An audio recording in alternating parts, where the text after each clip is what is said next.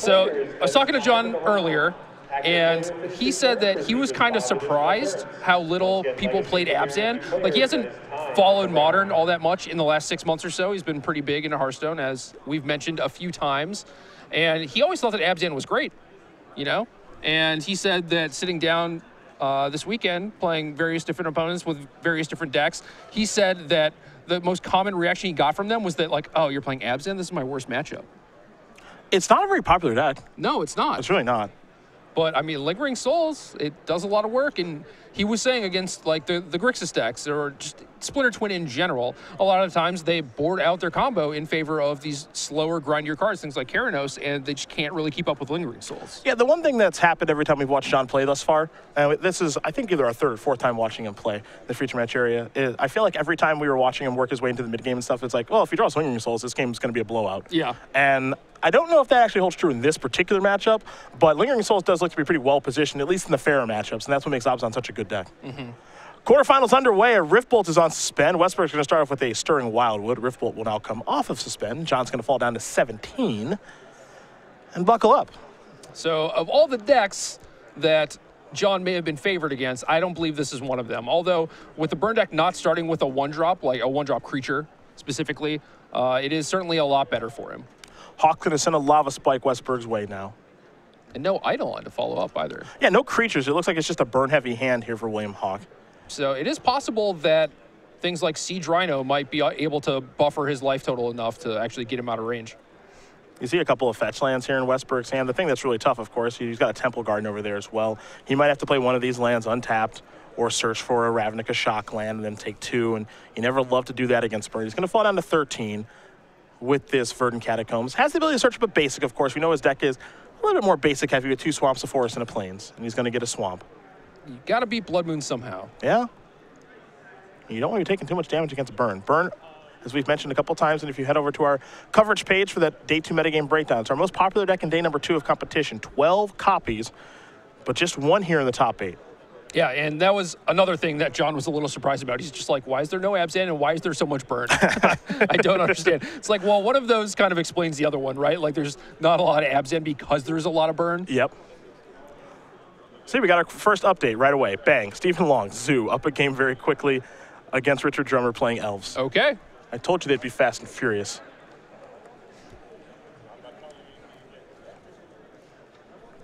Tarmogoyf's here. We'll get our Tarmogoyf die out there, let you guys know the size of that creature. It looks like it's a 2/3 just now with the sorcery and the land in the graveyard. And that's where Abzan needs to start. It really needs to put a clock on this Burn deck, because if not, you can't, like, Burn's going to have all the time in the world. They're going to find enough Burn spells to finish you off. There's not a lot you can do about that.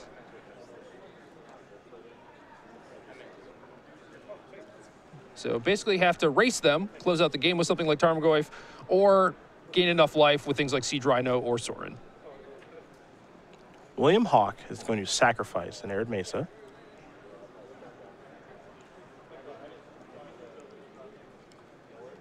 We'll see what he wants to search up here. He's going to go with a mountain. Again, remember his burn deck, he's got access to Stomping Ground and Sacred Foundry. Boros, Charm, and Tarkus command some sideboard cards. Yeah. Another update here. What a surprise. John DeBruyne, Infect, up a game against Ray Montes playing Green Red Shroud. Probably killed him on turn 3. Not messing around. Here's an Eidolon. A little late to the party is this Eidolon, however. There is Sacred Foundry. That's the land for the turn. Hawk ended his last turn with the fetch on the battlefield. So now we're going to head back Westberg's way for his 3rd turn of the game.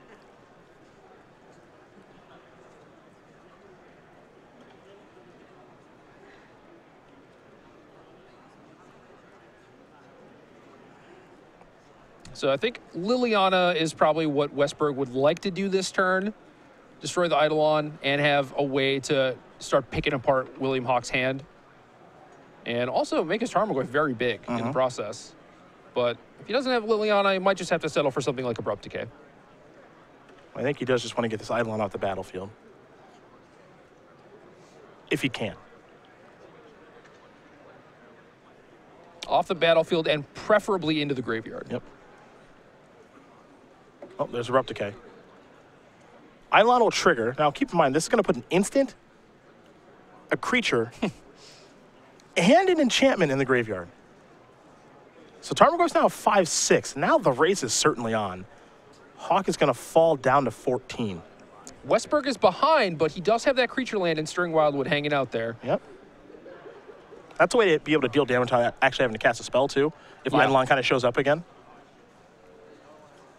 I mean, the other way that Abzan can actually get around Eidolon is with a bunch of 4-mana cards. You know, like Siege Rhino and Sorin both do good work. Jund doesn't typically have access to things like that. Sometimes they have a couple Huntmaster of the Fells hiding out, but that's about it. An overgrown 2 enters the battlefield tap. That'll be Westberg's turn. We're heading back Hawk's way. He'll play a copy of Windswept Heath and simply pass the turn back. Maybe our burn player is flooding out a little bit here. He does have another copy of Wooded Foothills in hand.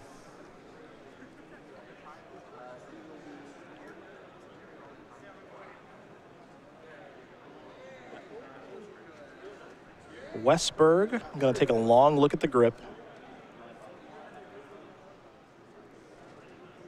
The interesting thing about things at this stage, you know, discard spells, not sure how they are on turn 4 when your opponent has 4 mana available. Yeah, it's tough. I mean, he might want to try and clear the way for a life gain spell by making sure that Skullcrack has to hit the graveyard this turn.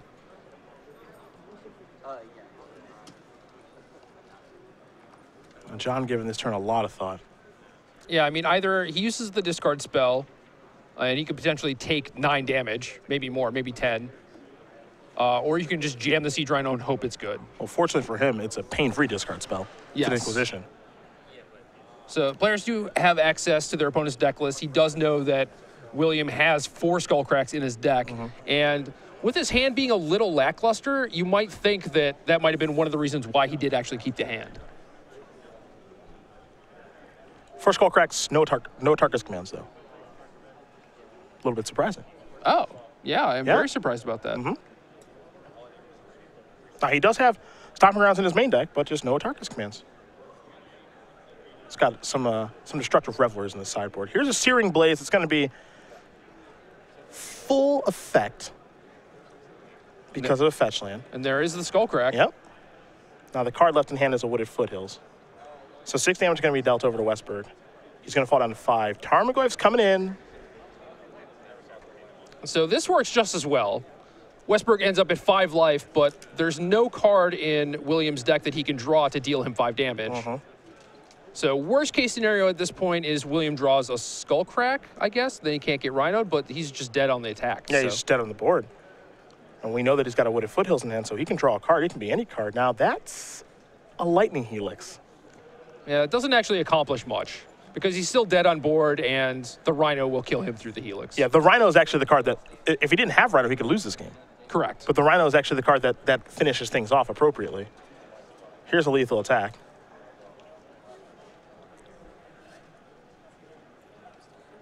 Here's Lightning Helix. Going to go upstairs with that. So Hawk's going to go up to 9. Westberg's going to fall to 2. And then Hawk's going to take all of this damage. He'll take 5, 6, 7. He'll fall down to 2 himself. And we're not watching Standard here. We're actually watching Modern, but Siege Rhino's still plenty good. And John Westberg is going to win game number 1 here over William Hawk. Abzan up a game here over Burn. Note, Abzan on the draw that game, too. Yeah. I think William just came up like a spell short. You know, what that also kind of displays, too, is kind of the power of Burn when it starts with a 1-drop like Goblin Guide or Swiftspear. Right. And he didn't have that game. Heck, even Grim Lava Mancer would have been okay. Yeah, I mean, that's easy mode. Yeah, but no 1-drop creature, just some spells, and so no reoccurring sources of damage there, and that's why Hawk does come up a little bit short in that particular game. So we'll take a look at the sideboards here for both players, get an idea of what they're working with. For John Westberg, a Celestial Purge, a Golgari Charm, a Gideon Jura, a Timely Reinforcements, 3 Stony Silence, 2 Duress, a Dark Blast of Liliana the Veil, 2 Obstinate Baloth, 2 Grafdigger's Cage. Quite a bit of life game there on the board. Yeah, so John was saying that he knows that he's not a favorite against Burn, but he has enough cards in his sideboard that are good enough, and he feels like he might be able to get the job done. So 2 Obstinate Baloth, 1 Timely Reinforcements, that's definitely where you're going to start with. Also 2 copies of Duress, another pain-free discard spell. So likely that the Thoughtseizes will hit the bench, just basically get swapped with Duress. And then there are also things like Golgari Charm and Celestial Purge you can turn to if you need additional removal. Golgari Charm does kill Eidolon of the Great Revel if you're super worried about that. Also Liliana the Veil is another pretty good way to take out a creature and then go after their hand. But, I mean, he's playing Abzan. He has a lot of removal spells. It all basically depends on how many cards he wants to side out. You know, the things like Abzan, Charm, and Thoughtseize, the things that are a little bit slow. For William Hawk, 2 Rending Volleys, 3 Path to Exile, 2 Relic Regeneratives, 2 Deflecting Palm, 3 Core Firewalkers, and 3 Destructive Revelry.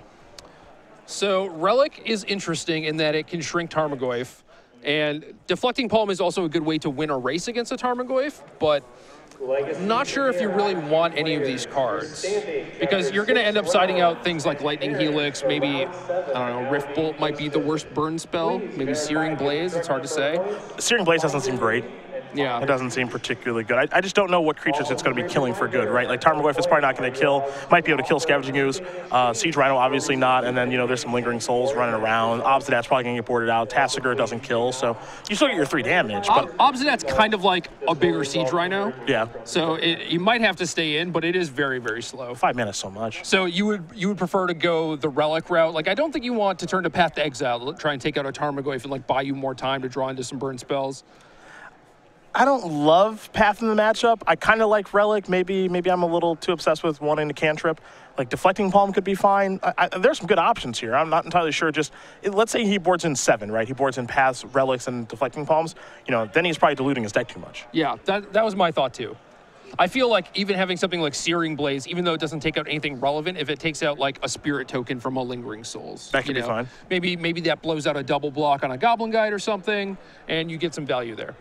Well, those are the options there for both players. Just shuffling up. William Hawk will be on the play here, so we're going to talk about the SCG newsletter very quickly, which is your source for Magic the Gathering news. You can get the latest on the SCG Open Series. Watch the SCG Open Series Match of the Week. Receive exclusive deck lists and advice from some of our columnists at Star City Games. Catch up on all the event results and read an exclusive Cardboard Crack comic. Best of all, it is free to sign up for. StarCityGames.com/newsletter for more information about that. Get signed up today. You're on the internet all day anyway, just like Jerry and I, so you might as well get your newsletter while you're at it. StarCityGames.com/newsletter.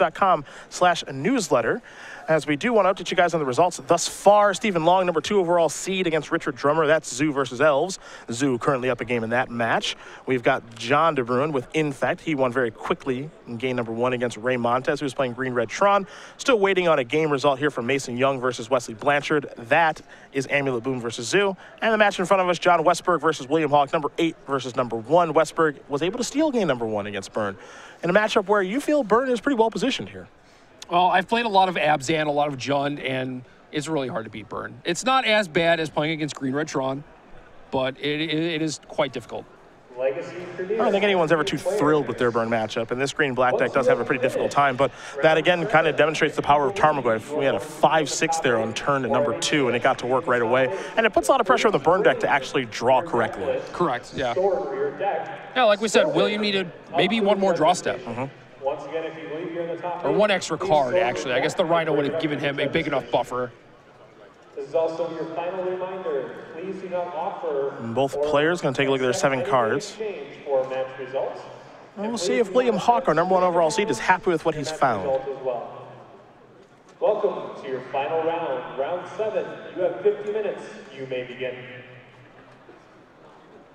Taking a long look at it as Hawk, and he's going to keep his opening hand. See if Westberg is pleased with what he's found.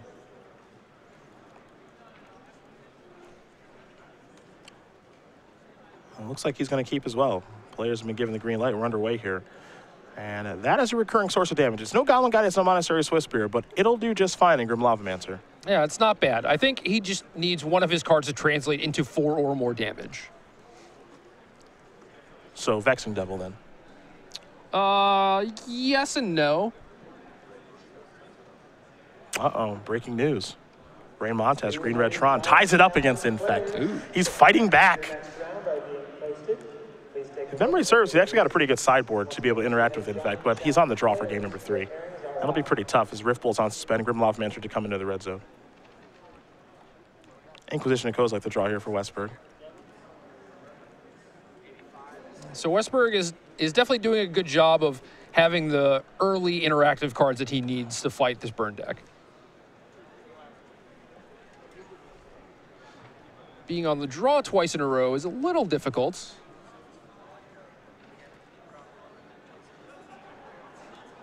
There's Verdant Catacombs, so sacrifice that. Time to go a-searching. Get a basic swamp.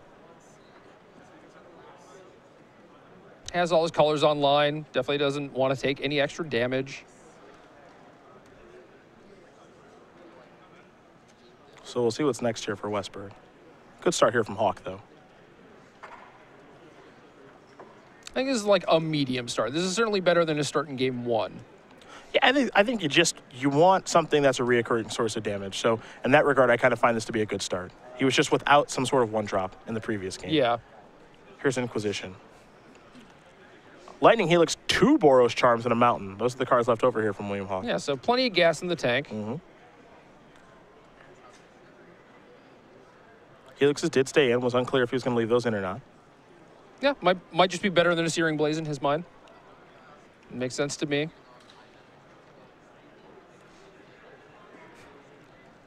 John Westberg doing some math. Yep. How much damage am I going to take? Yeah, quite a bit. Time in the round. Active player finish your turn, then complete 5 additional. It looks like he's going to go with Boros Charm. Of your match. If you have a time extension, I think Grim Lavamancer might be getting path now, too. call for a judge. Yep. So Hawk does get to search up a land here, which is nice. But what this means is that Grim Lavamancer only got in 1 point of damage.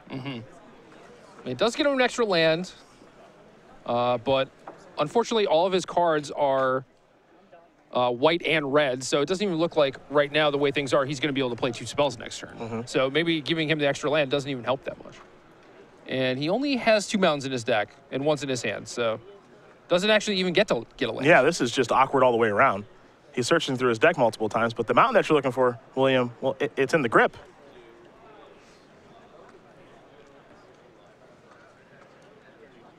Just making sure, yep, I'm still a burn deck. Nothing has changed. So Boros Charm, Lightning Helix, Rift Bolt's going to be coming off as suspended here in just a moment. So Westberg's going to fall down to 15. This is a big draw step here from William Hawk. I believe it was a Goblin Guide. That's a great start. Yeah. We have an update here for you guys on our 3 versus 6. Number 3 overall seed, Wesley Blanchard. He's gotten a game with Zoo. And his opponent, number 6 overall seed, Mason Young. Well, he's gotten a game as well with Amulet Bloom. So they're going to game number 3. Here comes Goblin Guide. Duress is the reveal.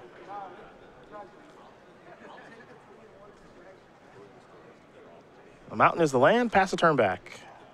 Duress will be the draw here for Westberg. And we know the Duress is live, so that's going to trade with a burn spell.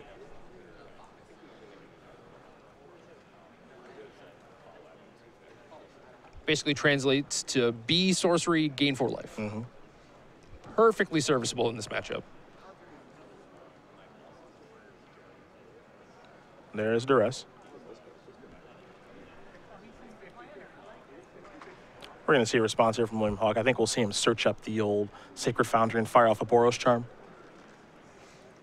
That makes sense. Boros Charm seems more important to have resolve in this spot than a Lightning Helix. Much rather get in that 1 extra point of damage than gain 3 life. There's Boros Charm. Going to put Westberg down to 9. There goes Lightning Helix. So discard proving to be very potent right now. And now Westberg's just got to find ways to get to the board. And that's a great way to start. There's a Tarmogoyf.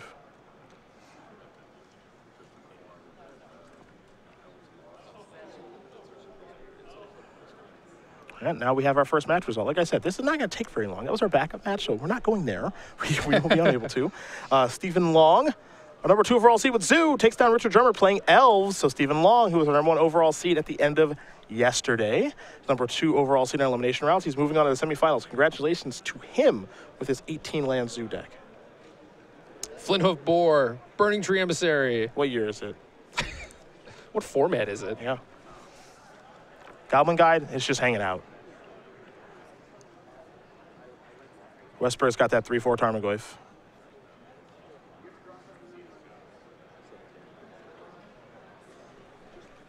Here's Abrupt Decay.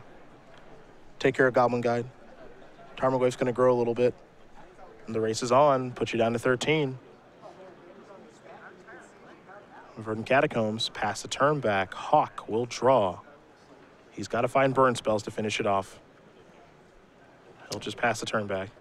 I like that turn from John. He very easily could have just cast the Liliana and had William sacrifice the Goblin Guide, but he chose to show a little bit of restraint, keep him the Isolated Chapel in the Path to Exile in case of another haste creature off the top. Sure. Doesn't want to take any unnecessary damage. Yeah.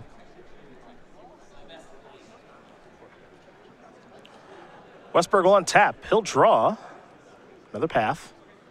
The hand right now, 2 paths in the Liliana.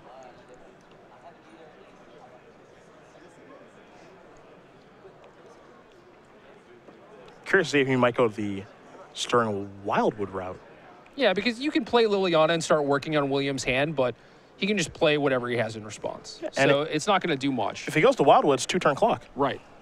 And I want to get this game over with. I don't want to give my opponent any more draw steps to kind of burn me out. Yeah, ultimately, Liliana does not save you if your opponent can cobble together lethal burn between now and next turn. Westberg going to sacrifice. Verdant Catacombs going to fall down to 8. There is a forest. The woods might be getting wild here. This is definitely a spot where Shambling Vent would likely be better. Yeah, Shambling Vent would be a delight right now. And if Burn continues to be as popular as it is, and you start looking at various Abzan strategies, maybe because, you know, John Westberg showed how easy it is to make top 8 of the tournament with that, like maybe you should consider Shambling Vent too. Here's an attack for 7. Hawk's going to fall down to 6.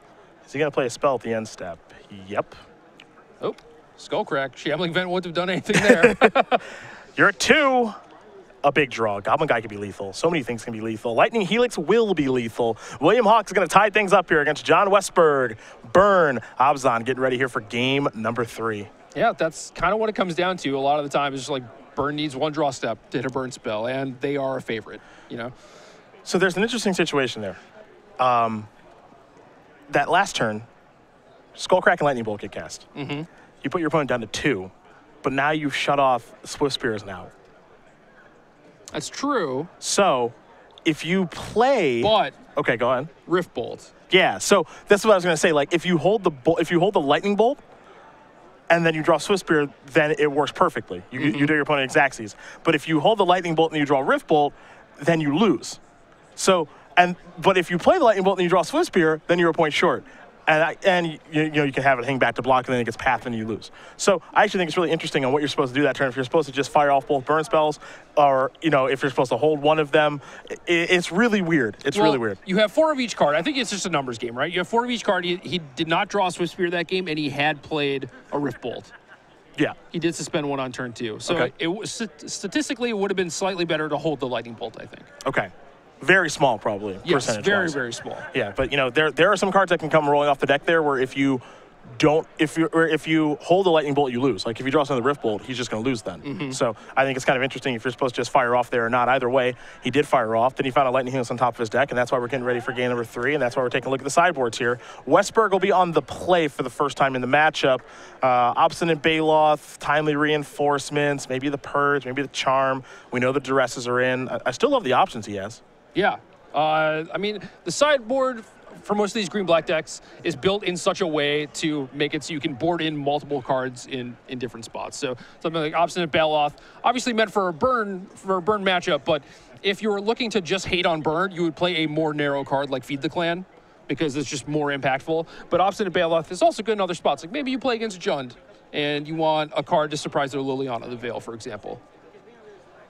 Other side of things for Hawk. Not a great idea of what he's brought in after sideboard. Didn't see any sideboard cards that particular game. His hand got shredded a little bit by discard, but some timely top decks did get the job done. Maybe Path, maybe Relic, maybe Deflecting Palm. Those are the options there for him. And these players are shuffled up. They're presented. We're getting ready here for game number 3. So they'll take a look at their openers. John Westberg will be on the play. Looks like he has at least Timely Reinforcements in hand. And I think that's a keep. Just like having that card. Based off that card alone? Yeah. For round 7 and your standings. I mean, not only is it most likely going to be 6 life, but it's also going to probably give you 3 blockers to hold off whatever creatures they have in play. Hawk is going to take a mulligan here. Now, one thing the burn deck, at least in my opinion, doesn't do very well is I don't think it's the deck that mulligans very well.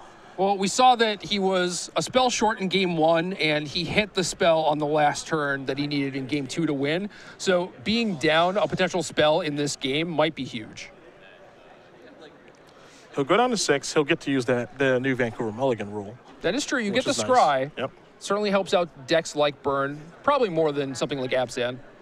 But if William does start with something like Triple Goblin Guide, it's like, oh, don't really care about losing the extra card, you know, because I have 6 damage coming at you. I have these threats you have to deal with.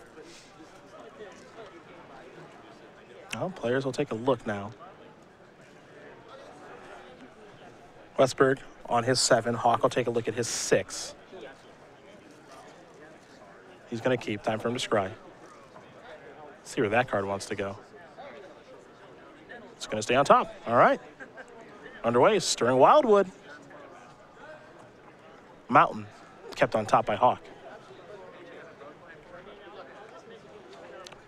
Goblin Guide time. Let me see the top card. Lingering Souls. Yeah, not great in this matchup. A little too slow. But you can't sideboard out all your bad cards, unfortunately. There's an Overgrown Tomb, pass the turn back. You see the timely reinforcements in Westberg's hand. He's getting ready to load up on that bad boy. He's also got Obstinate Baloth, too. ×2, I think. Yeah. Top card, Abrupt Decay. So someone has found their sideboard cards. Yes, they have. When you draw your sideboard cards, they're supposed to have a huge impact on things, and it looks like they're going to. William Hawk's just going to play an Arid Mesa, pass the turn back. Abrupt Decay, the draw here for Westberg. I think you just play this timely into Skullcrack. No fear. Well, it's not necessarily about having fear, but what's the worst case scenario? So he has Skullcrack. You still get 3 1/1 creatures. So you also get to deal with the Goblin Guide, and then it clears the way for potential Obstinate Baloths to get you life. Well, here's the timely reinforcements into the open mana. One of my favorite cards. Yeah, this card's all right. This card's all right. I don't hate this card. There is Skullcrack. Another update for you guys. While Westberg does put those 3 soldiers on the battlefield, Wes Blanchard with Zoo, number 3 overall seed, does take down Mason Young playing Amulet Bloom. Impressive. Take that, Jerry Thompson. Zoomir on one side of the bracket. Like I said, man, if things played out the way that they were supposed to, air quotes there, Yeah. Zoo would probably not be in the top 8. Well, you know what this means. We're going to have at least one Zoo deck in the finals. So, interesting stuff there. Goblin Guide, that's hanging back on defense. Nowhere to go there.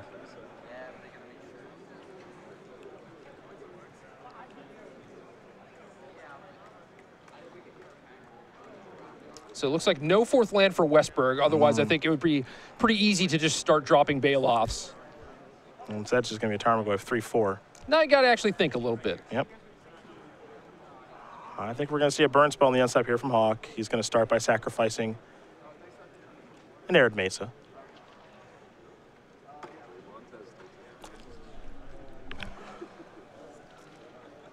Quick update here. Ray Montez. Tron is literally unbeatable. Just took down Infect 2 games to 1. I have no idea how. That means he won both sideboard games. That's pretty impressive. Wow, is Tron good. Wow. Cedric could not be happier. Wow. I've known Cedric for a long time. I don't think I've seen him as happy. Oh, baby. This is better than top 8 in the Pro Tour. Go, Tron, go. So William had a couple of burn spells. Yeah, Westberg is down to 6. And I think this is it. I think this is it. Yeah, that's a Lava Spike. That's a Boros Charm. All you can do is shrug the shoulders. There's another Lightning Helix over there, too. And Westberg's going to show you a hand with 2 copies of Obstinate Baloth, no 4th land. And William Hawk, number 1 overall seed, going to take down Obzon 2 games to 1. So, Burn going to be going up against Tron on one side of the bracket. On the other, it's going to be Zoo v Zoo. Like I said, don't really go anywhere. I got this matchup right. 1 of 4 is not bad. It's not bad. That's like a 25%. We're on the board. Percentage. You are definitely on the board. If you were a baseball player, you'd be batting 250, you'd have a long career.